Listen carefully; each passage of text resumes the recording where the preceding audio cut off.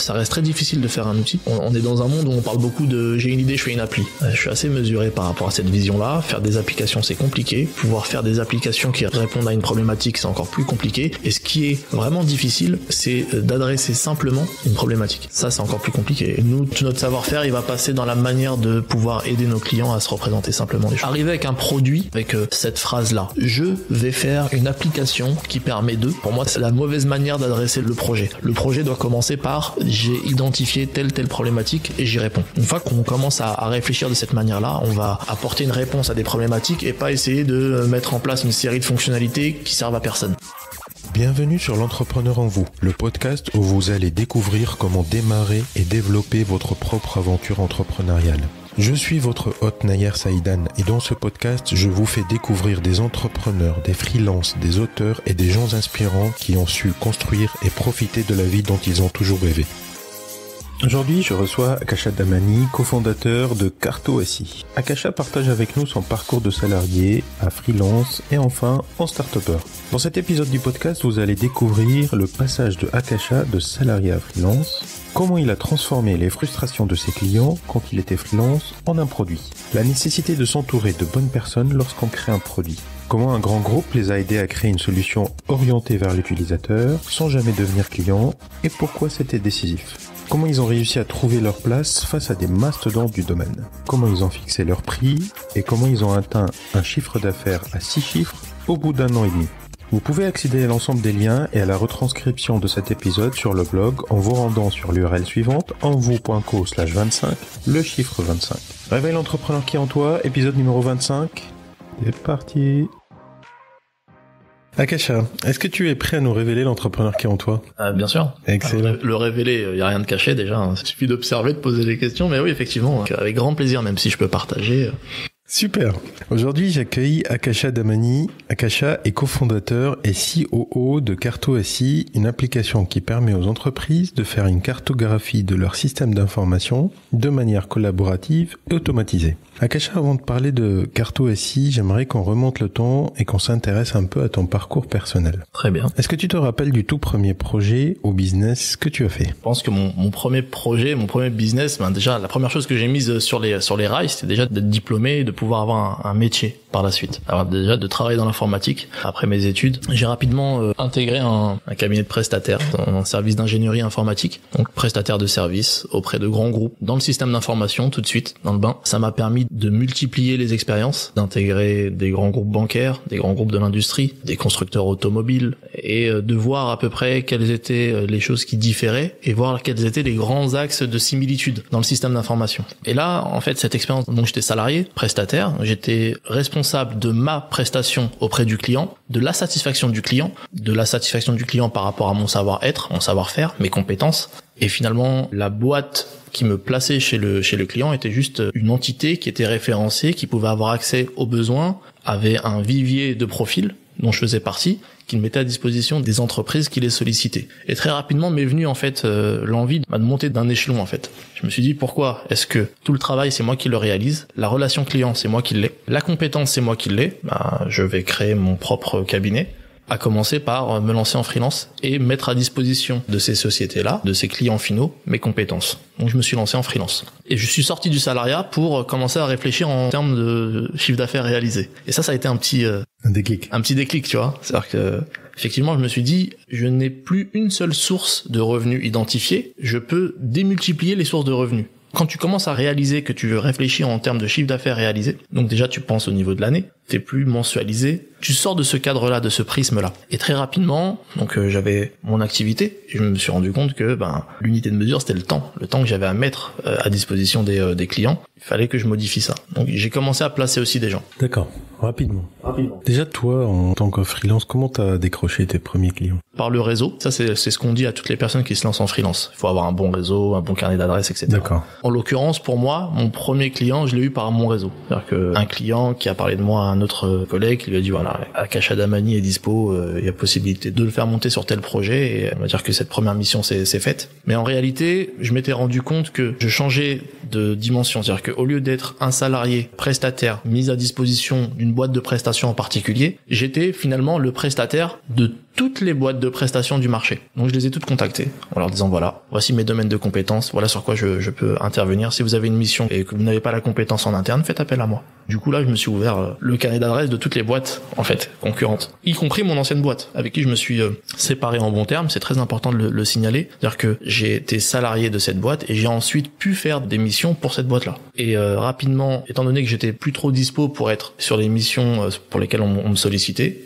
je trouvais des profils freelance que je plaçais par l'intermédiaire de ma boîte. Et donc là, je montais en fait en activité. Non seulement je faisais de la prestation, mais aussi je faisais du placement de compétences. Voilà. Donc c'était ma première expérience qui m'a un peu mis le pied à l'étrier et qui m'a permis de réfléchir différemment que de la manière dont je réfléchissais quand j'étais salarié. Mais c'était une étape nécessaire. D'accord. Excellent. Et du coup, tu as continué dans cette voie-là, tu as essayé d'augmenter le chiffre d'affaires de ton entreprise, d'augmenter le nombre de tes consultants, etc. Oui, je le faisais on va dire à l'opportunité. J'étais pas très actif en termes de prospection, je passais pas mon temps à aller récupérer des missions. Le fait d'être moi-même en mission me suffisait et quand l'occasion se présentait, je pouvais placer des personnes qui m'amenaient un complément de chiffre d'affaires. J'ai pas plus poussé l'activité que ça. J'ai toujours à cœur de mettre le curseur au bon endroit entre l'investissement de temps que je mets pour mes activités salariées, mes activités professionnelles et le temps qui me reste pour en tirer bénéfice. Et donc non, je voulais pas me lancer dans une course folle et furieuse au chiffre d'affaires, etc. Non, j'étais pas encore câblé comme ça. D'accord. Et après cette première expérience, du coup, t'as continué en étant freelance longtemps ? J'ai fait ça pendant 4 ans parce que j'aimais ça, ma compétence je la connaissais, j'avais des clients qui venaient à moi. Et donc ça aussi c'est gratifiant, dire qu'à un moment donné on reconnaît un peu ta manière de travailler. Et j'insiste, non seulement ton savoir-faire mais aussi ton savoir-être. Quand les gens te disent qu'ils aiment travailler avec toi parce que déjà la qualité de ton travail est bonne, mais qu'en plus c'est agréable de travailler avec toi, je pense que t'as tout gagné. En tant que professionnel, c'est quelque chose de très intéressant, quelque chose qu'il faut cultiver. Donc ouais, j'ai continué comme ça pendant 4 ans jusqu'à ce qu'arrive l'aventure Carto-SI où par la force des choses, il a fallu que j'arrête en fait la prestation parce que j'avais plus le temps. Mais au départ, j'étais sur 2 activités. Alors parlons un petit peu de Carto-SI, comment tu as eu l'idée et comment s'est passé le démarrage ? Comment j'ai eu l'idée ? Alors c'est une idée qu'on a eue en commun avec Maloum, qui est le CEO de Carto-SI. C'est également mon ami d'enfance. On a fait les mêmes études, on a à peu près le même parcours et c'est venu d'un constat en fait. Comme je te l'ai dit, on a énormément travaillé dans le système d'information. Tous les deux, on a été confrontés aux problématiques du système d'information. Et moi, ma grande problématique que j'ai partagée en fait avec Maloum et qui vivait exactement la même chose, c'est que on n'arrivait pas nous à se représenter la manière dont le système d'information était. Je vais te donner un exemple. On était par exemple responsable d'une application sur lesquelles on devait amener des modifications, soit des modifications réglementaires, soit des modifications qui étaient poussées par le business. Donc t'as une application, tu l'as fait évoluer et t'es absolument pas en capacité de te représenter le reste de l'écosystème dans lequel t'évolues. Concrètement, quand tu fais une évolution sur une application, tu peux potentiellement casser d'autres applications à côté parce que tout est relié. On avait des cartographies, ce qu'on appelle des cartographies, donc des plans en fait, des plans du système d'information dont on disposait, qui étaient pas faciles à lire, pas forcément à jour, qui étaient très difficiles à maintenir à jour. Et à l'heure des smartphones, des applications, tu vois, moi j'ai acheté mon iPhone. La première fois que j'ai acheté un iPhone, je me suis dit je vais trouver la notice à l'intérieur. J'ai cherché, j'ai pas trouvé. En fait, voilà, c'est-à-dire que tu dois le prendre dans tes mains et tu comprends en fait comment ça fonctionne et tu fais ton expérience. Je me suis dit ça devrait être la même chose en fait en entreprise et avec les outils qu'on utilise, d'autant plus pour les collaborateurs, parce qu'il faut savoir que les clients, on l'aimait bien, tu vois, on essaye de leur donner des outils, des interfaces, des espaces clients qui soient intuitifs avec l'expérience utilisateur, etc. Ça n'a pas toujours été le cas pour les collaborateurs qu'on a souvent confrontés à des écrans de Minitel jusqu'à aujourd'hui. Hein, t'as des applications, tu les vois, t'as envie de pleurer. Et là, on s'est dit qu'il y a un vrai manque dans le système d'information pour les professionnels du système d'information, les opérationnels, les gens qui ont besoin d'avoir l'information sur les impacts de leurs actions au quotidien. Il y a un manque. On n'est pas en train de parler d'un outil révolutionnaire qu'on a créé et qui manquait au sein du système d'information, c'est pas ça. On avait des outils, des outils qui faisaient de la cartographie, qui le font bien, mais qui s'adressent à des puristes. Pour pouvoir les utiliser, t'es obligé d'être formé. Et le positionnement de ces personnes qui mettent à disposition ces outils, c'est « nous sommes experts, on va vous montrer et on va vous apprendre à rationaliser votre système d'information et à le représenter et à travailler avec nos outils ». Nous, on s'est dit, c'est pas comme ça qu'il faut parler aux gens, tu vois, déjà pour commencer. Le respect, c'est pas comme ça. Un peu d'humilité, ça fait pas de mal. On va prendre le sujet dans le sens inverse. On va dire, voilà, on a en face de nous des opérationnels qui ont besoin d'agir sur leur système d'information. On va leur mettre à disposition un outil qui s'adapte à leurs besoins, qui comprend leurs problématiques et qui soit facile à utiliser. C'est à l'outil de s'adapter à l'utilisateur et pas l'inverse. Et je pense que ce message-là, il plaît aux opérationnels, il plaît aux sociétés qu'on a adressées. Et je pense que c'est pour ça que Carto.SI a un vrai succès d'estime auprès des utilisateurs et séduit de plus en plus de gens. D'accord, excellent. Donc ça, c'est la première idée. T'en parles avec ton ancien ami d'enfance. Ah, c'est toujours mon ami d'enfance, hein. C'est toujours ton ami d'enfance, d'ailleurs. Et à partir de là, comment ça évolue? Donc, une première discussion. Premier élément échangé. Et très rapidement, on a su qu'il fallait qu'on s'entoure de personnes de confiance, de personnes avec qui on pouvait porter ce projet-là. Et ils nous ont rejoint dans l'aventure Morad et Khaled. Morad sur la partie technique, on était à la fac ensemble, et Khaled qui a une vraie expérience entrepreneuriale, qui pouvait nous apporter sa vision business et qui allait être en charge dans les premiers temps de l'accueil des clients et des prospects. Et voilà, à nous quatre, on s'est dit, on allait tenter de faire quelque chose de pas mal. J'insiste un peu sur la formation de l'équipe. Souvent, j'entends de grands discours sur la manière de choisir ses associés, qu'il faut regarder la compétence, qu'il faut pas prendre n'importe qui, que l'amitié, c'est parfois un peu bancal dans tout ce qui est affaires, etc.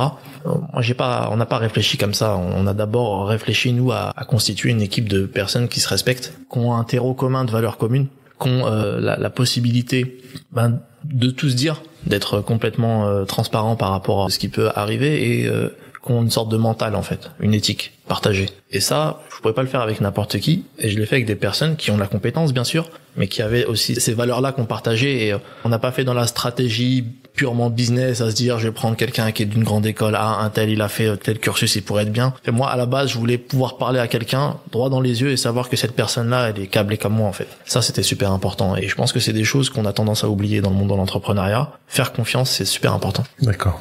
Donc là, l'équipe de 4 personnes se constitue. On commence à développer. Qu'est-ce qu'on fait? On se met dans une taverne, on commence à développer et on se réveille 1 an et demi plus tard. C'est à peu près ça, avec quelques étapes complémentaires. Première chose qu'on fait, c'est effectivement, on se dit qu'on peut pas survivre dans ce domaine-là sans un outil fiable et opérationnellement, à niveau.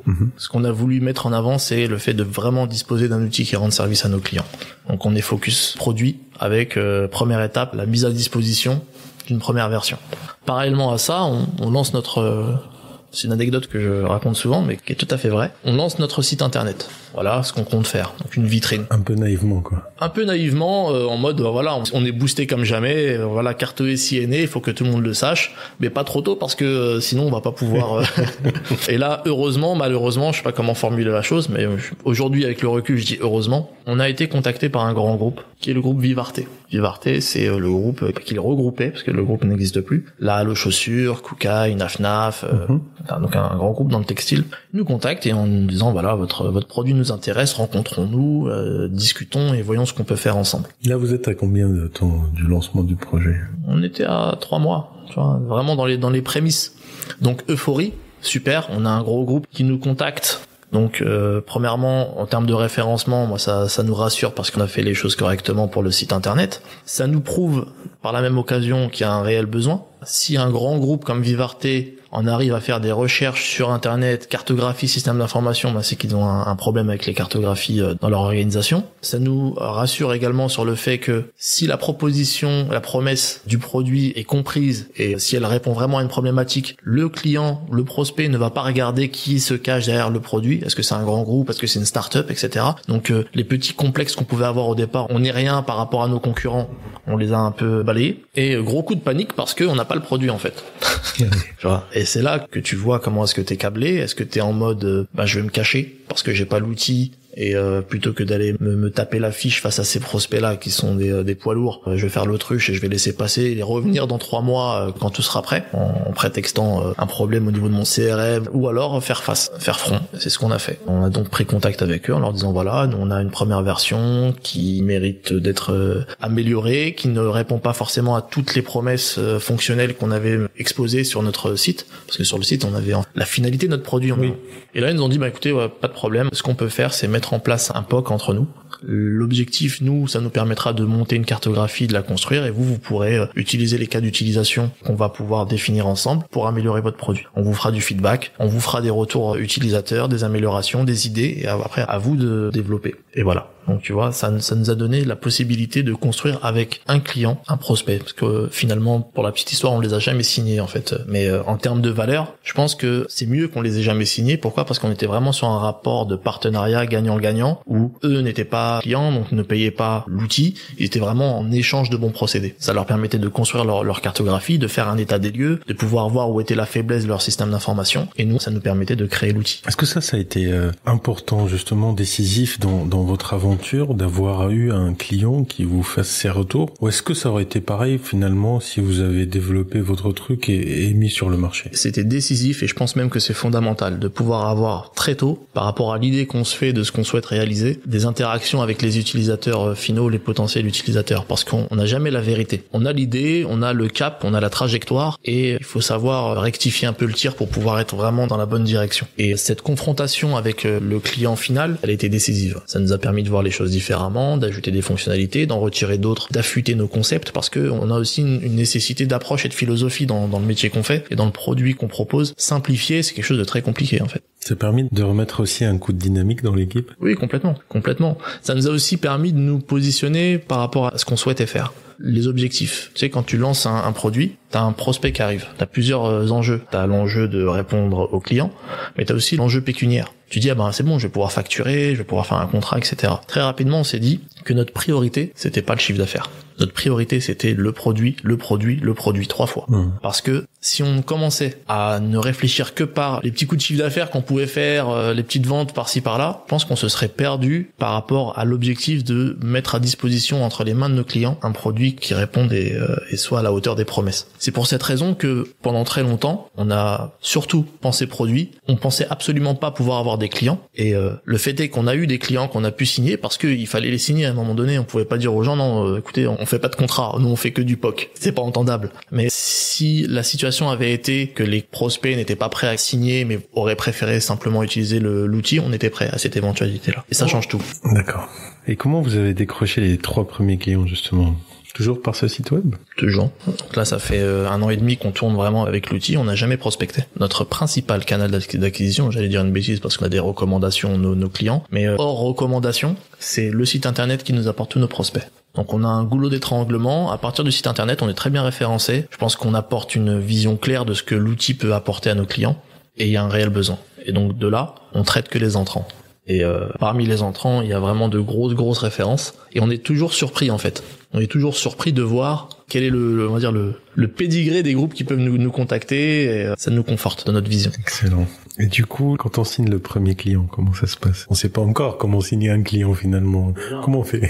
Quand tu arrives face à ton premier client, tu vends pas une baguette. Tu sais pas que la baguette c'est 90 centimes, 95 centimes. Donc déjà tu as une problématique de pricing. Ouais. Arrive quel pricing ? Qu'est-ce que tu vas pouvoir annoncer pour ne pas paraître dérisoire et ne pas être trop exorbitant dans ce que tu proposes. Alors il faut définir en fait on s'est employé et on y a été à tâtons. Que te dire qu'on a trouvé ça du premier coup, ce serait mentir. On y a été à tâtons, mais on a essayé de définir on est parti d'hypothèses, essayer de trouver quelle était notre unité de mesure. Est-ce que dans un logiciel amené à être vendu en B2B pour les collaborateurs de boîte, est-ce que l'unité de mesure c'était le nombre d'utilisateurs ? On n'a pas fait ce choix-là. Notre choix, c'est de dire que notre outil il doit être amené à être utilisé par tous les utilisateurs, donc utilisateurs illimités. Est-ce que ça va être la complexité du système d'information ? Certainement. Mais comment est-ce qu'on va la jauger ? Est-ce que ça va être par rapport à l'effectif de la boîte ? Est-ce qu'une boîte de 20 000 personnes peut avoir un système d'information plus complexe qu'une boîte de 30 personnes ? Certainement. Mais c'est très opaque cette manière de réfléchir. T'as des gens qui sont absolument pas concernés par le système d'information, donc faire le tri là-dedans.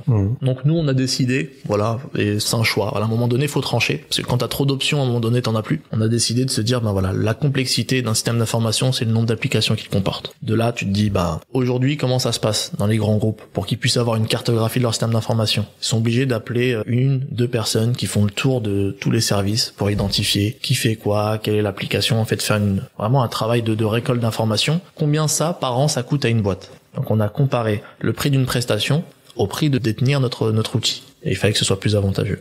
On est parti de ce postulat-là et au gré des semaines, au gré des interactions avec les clients, on a peaufiné. Donc cette problématique-là, quand t'as un premier client, t'as l'impression de naviguer à vue. La réalité, c'est qu'il faut lui raconter une histoire logique. Et quand dans ton pricing, t'as quelque chose de logique, le client, soit il te dit non, je comprends pas parce que finalement t'as pas été logique, soit il te dit oui, écoutez, c'est entendable, très bien. Et il voit par rapport à son budget. D'accord. Excellent. Et moi, ce que je voulais comprendre, comment fonctionne Cart2SI? C'est-à-dire, est-ce que c'est les collaborateurs qui disent, moi j'ai telle application, elle interagit avec telle et autre application, ou est-ce que c'est Cart2SI qui va, je sais pas, se connecter à tous les systèmes? Non. Nous, on va partir d'une première photographie dont disposent tous les acteurs du système d'information. On va les accompagner en fait dans leur manière de représenter leur système d'information par des questions simples. Combien d'applications vous avez? On va les lister. Et ce listing, quand on dit les lister, c'est pas un à un. On fait des injections de fichiers, on récupère s'ils ont des bases de données, on peut se connecter automatiquement à ces bases de données et récupérer l'information. Ensuite, on va dire qui est le responsable de quelle application. Donc on va identifier une application avec la personne qui s'en occupe. On va responsabiliser chaque opérationnel du système d'information. La vocation de faire ça, c'est de dire j'ai 10 collaborateurs qui sont responsables des 100 applications du système d'information, ils en ont 10 chacun, admettons. Ces 10 collaborateurs-là, on va leur donner accès à Cart2SI. On va leur dire voici vos applications, vous en êtes responsable, est-ce que vous pouvez maintenant nous représenter les différentes interactions? Quand une personne pose la question à 100 personnes, ça prend beaucoup plus de temps que si les 100 personnes y allaient par elles-mêmes en fait. Donc on fait un système d'agrégat des informations. Chaque responsable met à jour la cartographie dont il a la visibilité, et ensuite c'est Cart2SI qui fait tout le travail de fiabilisation. Excellent. L'idée est simple. L'idée est simple. C'est-à-dire que, en termes de techno, on n'est pas sur des choses révolutionnaires. Néanmoins, ça reste très difficile de faire un outil. On est dans un monde où on parle beaucoup de j'ai une idée, je fais une appli. Je suis assez mesuré par rapport à cette vision-là. Faire des applications, c'est compliqué. Pouvoir faire des applications qui répondent à une problématique, c'est encore plus compliqué. Et ce qui est vraiment difficile, c'est d'adresser simplement une problématique. Ça, c'est encore plus compliqué. Et nous, tout notre savoir-faire, il va passer dans la manière de pouvoir aider nos clients à se représenter simplement les choses. D'accord. Akasha, tu disais que votre meilleur canal marketing aujourd'hui, c'est votre site web. Donc en gros, comment ça se passe en fait quand un client, enfin un lead potentiel qui arrive sur le site, comment ça se passe? Alors on y a été par étapes. Au départ, la personne laissait son nom, son numéro de téléphone, son organisation et on le rappelait. C'est très très manuel. Et au gré des semaines qui passaient, on a automatisé ça. Donc on a connecté notre site internet à notre outil CRM. Quand la personne entre dans le site internet, elle laisse ses coordonnées pour pouvoir bénéficier d'un essai gratuit, parce que nous, en fait, quand tu fais un site internet, quand tu fais ta vitrine, il faut que tu aies un objectif, en fait.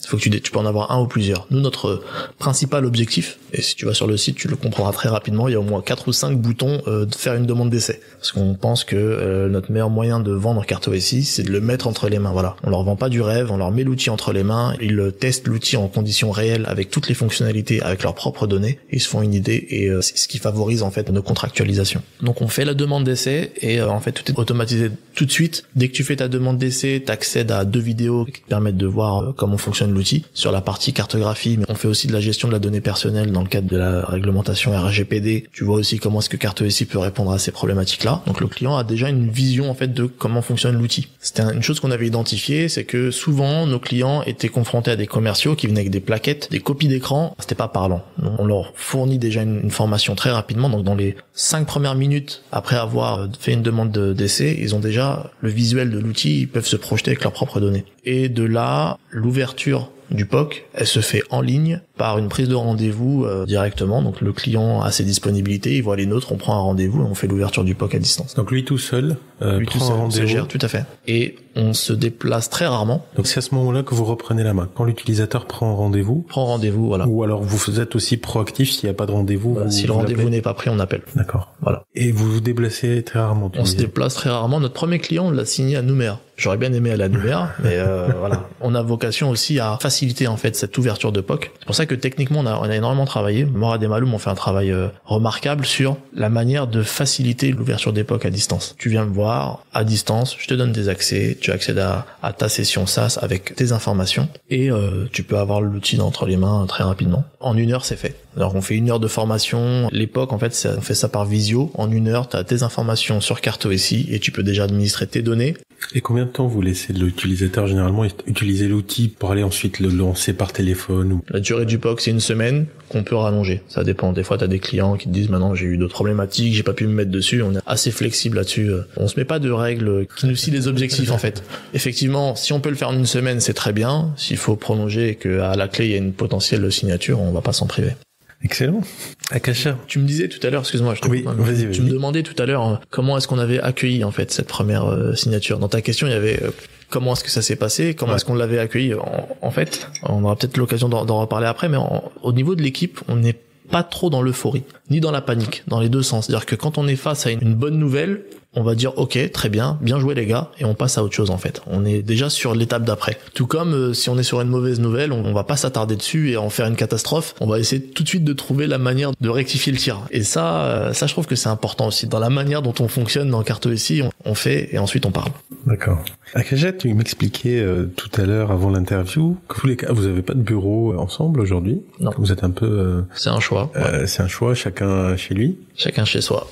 Ou ailleurs d'ailleurs. Ou ailleurs, tout à fait. Non. Comment on se communique justement? Bon, vous êtes encore petit, 4 personnes, mais comment on communique? Comment on arrive à avancer au jour le jour? Alors, t'as bien fait de le préciser, on est encore une petite structure, on est encore que 4. Je pense que ce positionnement devrait être revu à partir du moment où on va commencer à recruter et avoir d'autres personnes qui vont intégrer. On est les 4 fondateurs, donc ça aide aussi par rapport à la motivation. On n'a pas besoin de se prouver qu'on a besoin d'être ensemble pour pouvoir avancer. On échange énormément par téléphone, par visio, via Slack, par SMS, tous les moyens de communication possibles. Et de temps en temps, on se regroupe, mais très rarement à 4. On se regroupe à 4 pour vraiment faire des points sur des problématiques avec limite un ordre du jour, mais on travaille par binôme sur les problématiques. D'accord, excellent.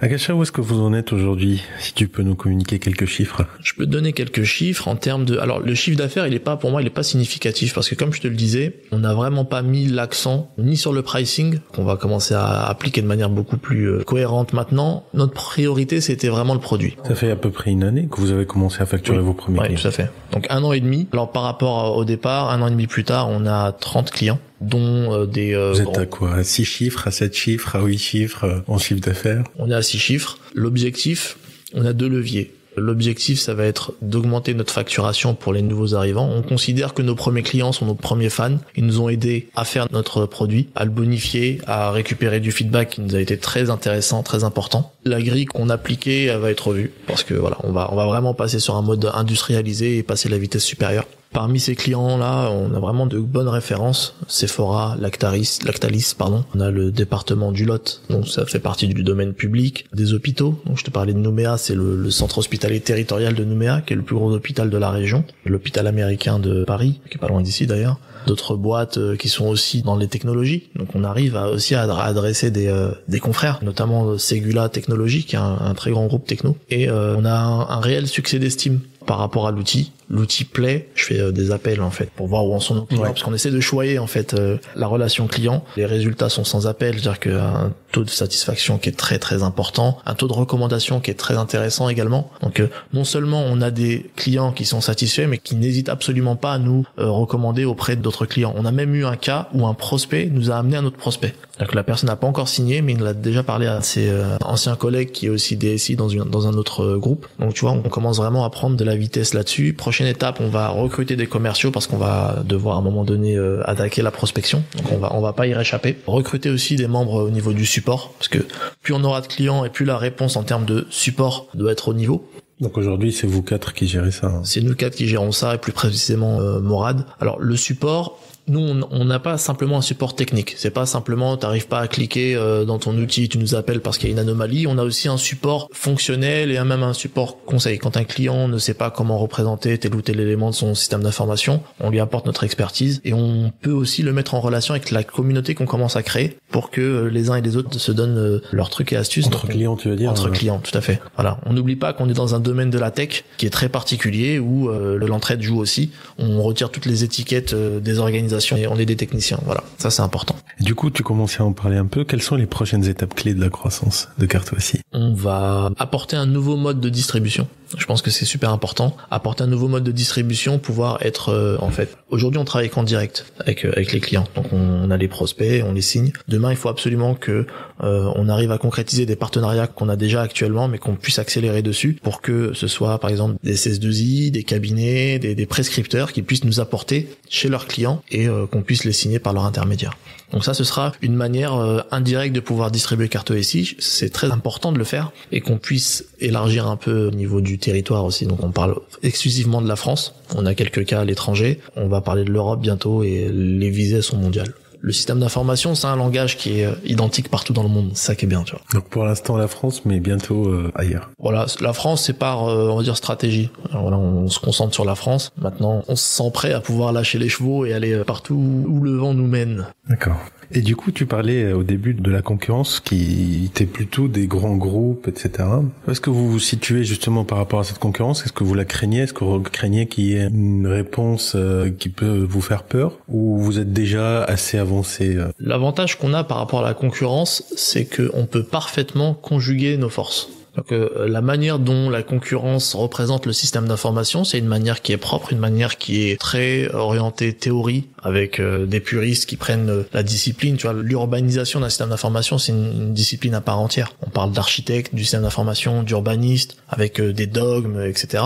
Nous, on vient pas bousculer ces gens-là. On leur dit, écoutez, vous êtes bien où vous êtes, il y a pas de souci. Ce qu'on peut vous apporter, en plus, c'est une vision très opérationnelle du système d'information. Vous êtes dans vos grands principes d'organisation, de pilotage du système d'information.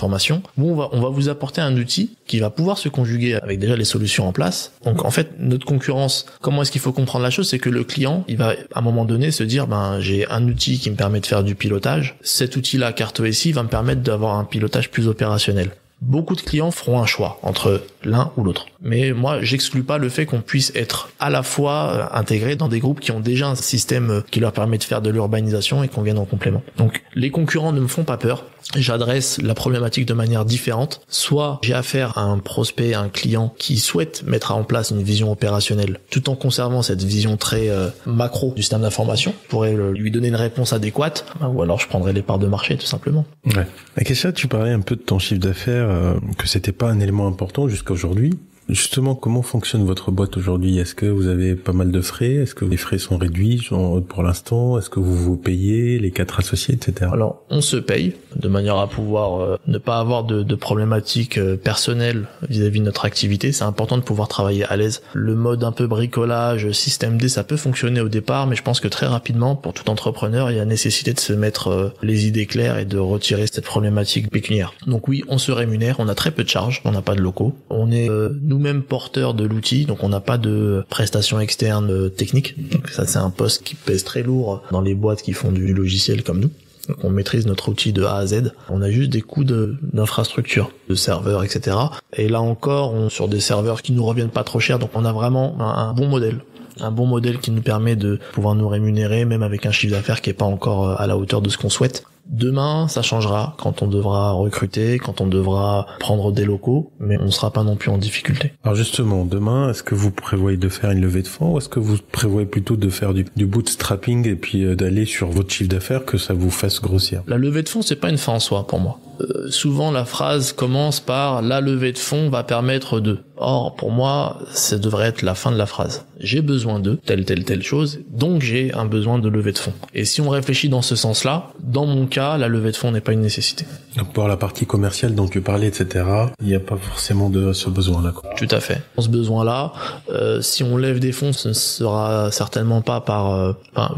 à date, par rapport aux éléments que j'ai, on ne partira pas sur l'intégration d'un fonds, ce sera plutôt une levée de fonds, mais à titre perso. Voilà, on apportera nous-mêmes, on est 4, on a une capacité à pouvoir amener du liquide dans le projet. On a des projections qui nous permettent de penser de cette manière-là. C'est pas le cas pour tous les projets, pour tous les entrepreneurs, mais il faut sérieusement se poser la question avant d'envisager une levée de fonds. Et Dieu sait que je me pose beaucoup la question, c'est-à-dire que j'ai énormément itéré avec des personnes qui ont levé des fonds, d'autres qui ne l'ont pas fait, savoir, même j'ai rencontré des fonds pour savoir.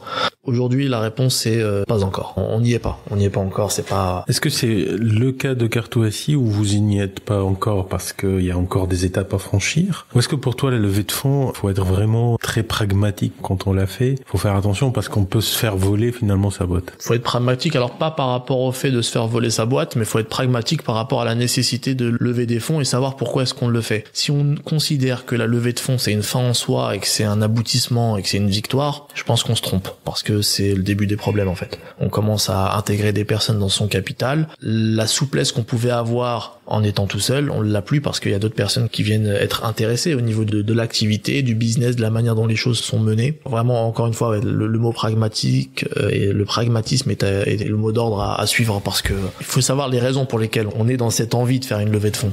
Comment est-ce qu'on se le représente? Il y a autour des entreprises, des startups, des sociétés, de l'entrepreneuriat en général, il y a tout un univers duquel nous, CartoSI, avons été complètement étrangers pendant très longtemps. Pour moi, une boîte, il y a beaucoup de personnes qui pensent que être une startup, c'est se balader en skate, avoir un baby-foot, tu vois. Ouais, je vois ce que tu veux dire. Voilà, donc moi quand on me parle de ça, je comprends pas. En fait, quand les personnes sont dans cet état d'esprit-là, je comprends pas. C'est à ce moment-là où il y a rupture avec ma manière de réfléchir. Pour moi, la start-up, elle doit pouvoir se développer très rapidement et elle doit être portée par des personnes qui sont plutôt dans la réalisation, dans la formalisation, dans la production, plutôt que dans le paraître et dans les histoires. Moi, je compare souvent le monde des start-up, le monde de l'entrepreneuriat tel qu'il est maintenant actuellement, au monde des intermittents du spectacle, tu vois. T'as beaucoup de monde qui va graviter autour de ce domaine-là, qui vont venir te voir, oui, j'ai un contact avec un tel, j'ai réussi à, t'inquiète, je connais la fille du frère de, tu vois. T'as beaucoup de trucs comme ça, mais concrètement, dans le business, ça t'apporte absolument rien. Tu passes tes journées en coworking à raconter ta vie avec des gens. T'as des personnes, ça fait 1 an qu'ils sont incubés,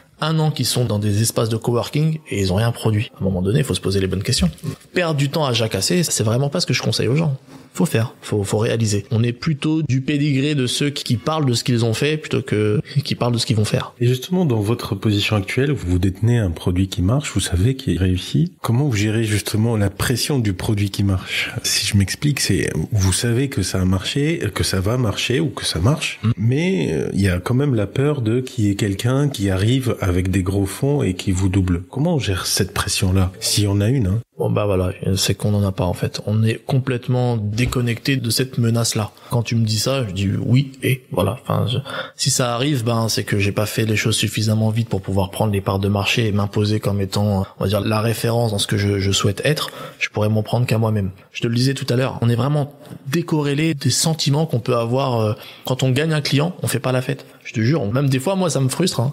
On a un client, bah, t'as Khaled qui nous dit voilà, les gars, on a signé un tel. Je te promets, c'est bien joué, youpi, limite, tu vois. Et ça parle d'autre chose tout de suite. C'est-à-dire qu'on est dans la célébration, dans l'encensement, on a une émulation, mais qui est pas portée par ces événements-là. On se dit, c'est comme quand t'es en train de faire c'est vraiment le mental sportif, tu vois, un match de handball. C'est pas comme au foot. Le mec met un but au foot et il va faire le tour du terrain, il va aller au point de corner, il va danser la samba. Au handball, tu mets un but, t'as un joueur qui vient taper la main du gars qui a marqué et on se replace en défense parce qu'il faut continuer le match. Et tant que le coup de sifflet final n'a pas retenti, il peut se passer n'importe quoi. Tu vois des matchs où t'as les équipes qui perdent 5-6 buts et qui finissent par gagner. Donc c'est qu'une étape sur notre chemin et on n'est même pas dans la célébration, dans ces choses-là. Tout comme quand on a des mauvaises nouvelles, on n'est absolument pas dans l'apitoiement ou bah écoute, c'est une mauvaise nouvelle, ben très bien, on fait quoi pour avancer? Qu'est-ce qui fait que on est arrivé là? La déception, elle viendrait si pour la 2e fois je me faisais avoir de la même manière. Là ouais, je me dis non, il y a un souci. C'est-à-dire que j'ai eu une première déception.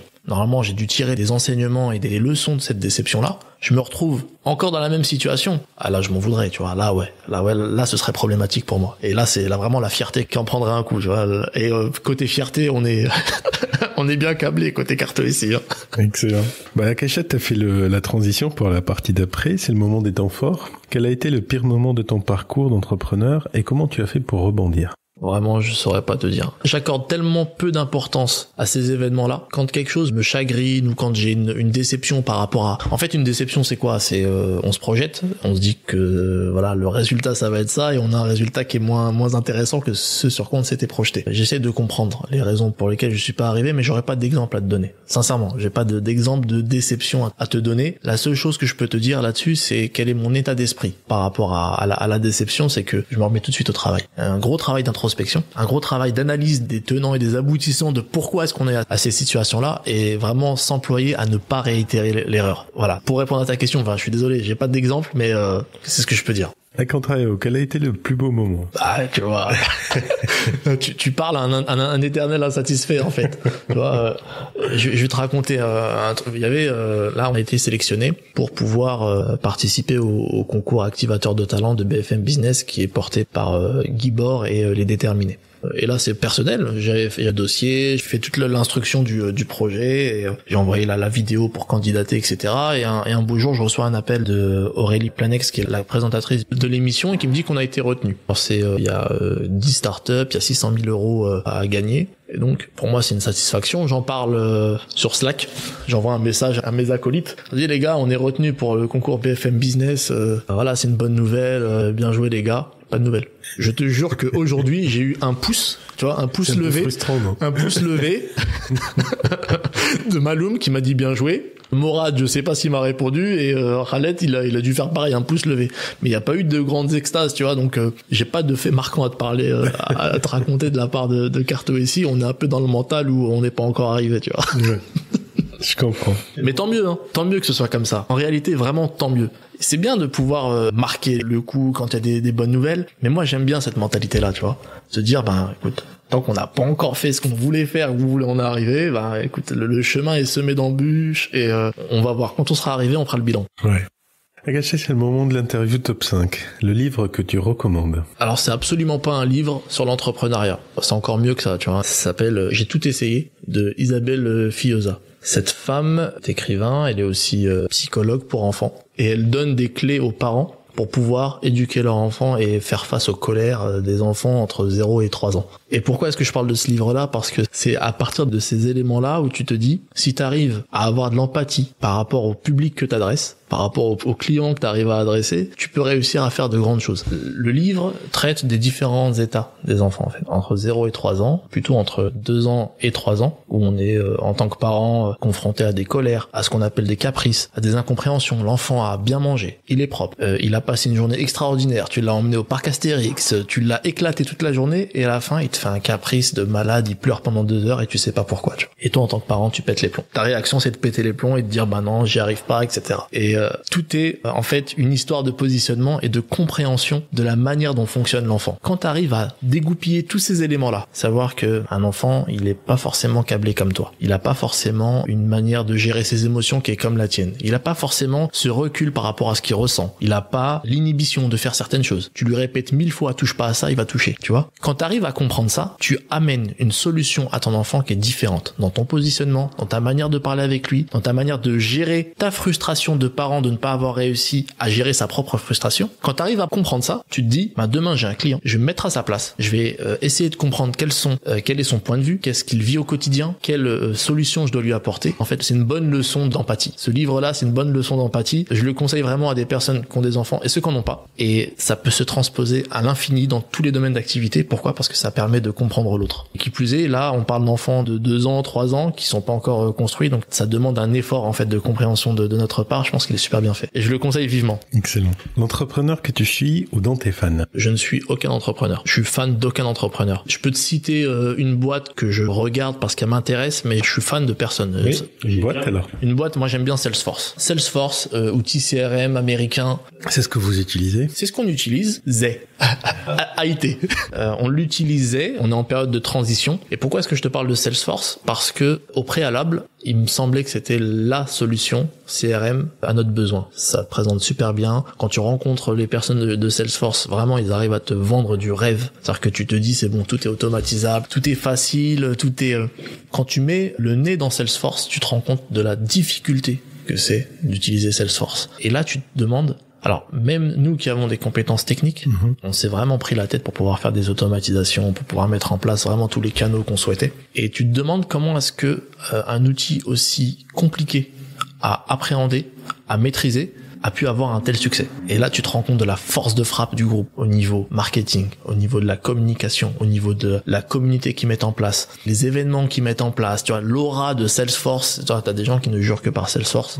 C'est à la base un événement déceptif qui fait que je suis quand même en admiration par rapport à ce groupe-là. Je me dis, par rapport à leur partie marketing. Voilà, ils sont, en gros, ils sont trop forts. Vraiment, ils te vendent du rêve. Et tu mords à l'hameçon. Ouais.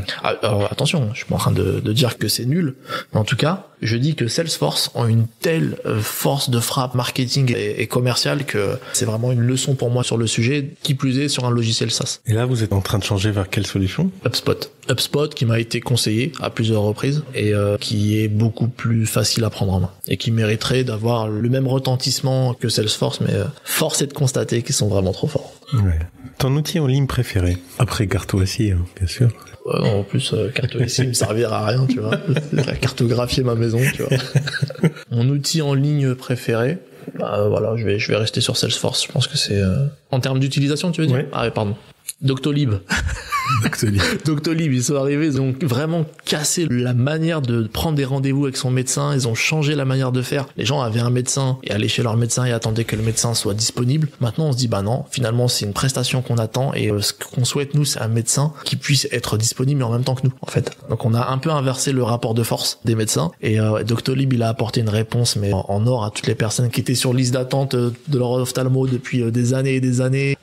Doctolib, ouais, cet outil-là, il révolutionne, surtout quand on a des enfants, c'est super intéressant. Ton premier conseil pour quelqu'un qui aimerait se lancer aujourd'hui? Alors, premier conseil, c'est de pas trop tergiverser, je l'ai déjà dit tout à l'heure. Pas trop tergiverser par rapport à ce qu'il souhaite réaliser, d'identifier en fait la première réponse qu'il peut apporter à la problématique qu'il a identifiée. Si tant est qu'il en ait identifié une, donc s'il l'a pas fait, au moins qu'il commence à se dire pourquoi je souhaite faire ça. Arriver avec un produit, d'accord ? Arriver avec cette phrase-là. Je vais faire une application qui permet de, pour moi c'est le mauvais sens. C'est la mauvaise manière d'adresser le projet. Le projet doit commencer par j'ai identifié telle problématique et j'y réponds. Une fois qu'on commence à réfléchir de cette manière-là, on va apporter une réponse à des problématiques et pas essayer de mettre en place une série de fonctionnalités qui servent à personne. Donc déjà c'est de se structurer, de pas vouloir obtenir tout d'un coup. Donc se fatiguer à faire un outil parfait pour pouvoir le sortir, c'est une perte de temps, ça peut être une perte d'énergie, ça peut être une dispersion par rapport au fait que c'est l'itération avec les prospects et les clients qui va permettre un peu de rectifier la vision qu'on a. Donc faire une première proposition, une version 0 de son outil, de son service, de son produit, faire une version 0 et l'améliorer d'étape en étape. L'entrepreneur, il a une vision, il a pas un produit, il a une vision pour commencer. Donc on a l'idée amène une première version, la réponse qu'on souhaite apporter, et cette réponse-là, elle est bonifiée par les échanges. Donc premier conseil,